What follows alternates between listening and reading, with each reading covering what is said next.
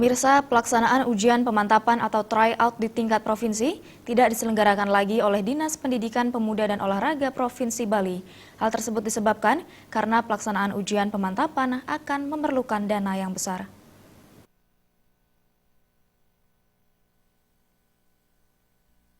Untuk tahun pelajaran 2015-2016, Dinas Pendidikan Pemuda dan Olahraga Bali tidak lagi menggelar tryout ujian nasional, baik itu jenjang pendidikan SMP, SMA, SMK, maupun tryout ujian sekolah terkoordinasi SD. Pelaksanaan tryout tahun ini dikembalikan ke sekolah masing-masing atau Dinas Pendidikan Kabupaten Kota. Pelaksanaan ujian nasional tahun 2016 tidak lagi menjadi penentu kelulusan siswa, melainkan hanya sebagai pemetaan kualitas pendidikan.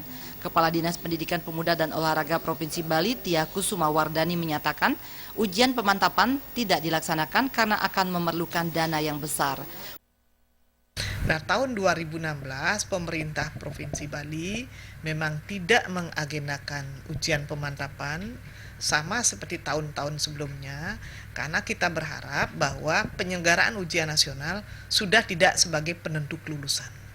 Nah, sehingga kalau kita menyelenggarakan ujian pemantapan itu membutuhkan dana yang cukup besar. Sehingga kita berharap bahwa dengan penyelenggaraan ujian melalui sistem online itu kan sudah langsung akses ke pusat. Nah, di sini pemerintah provinsi mencermati akan lebih baik kalau untuk yang akan datang kita berharap semua sekolah nanti akan menyelenggarakan ujian nasional secara online. Kusumawardani menambahkan, tidak diselenggarakannya tryout di tingkat provinsi bukan menjadi kendala sendiri, akan tetapi siswa tetap perlu ditingkatkan pembelajaran agar bisa berkonsentrasi saat melaksanakan ujian nasional. Andika dan Gung Dina.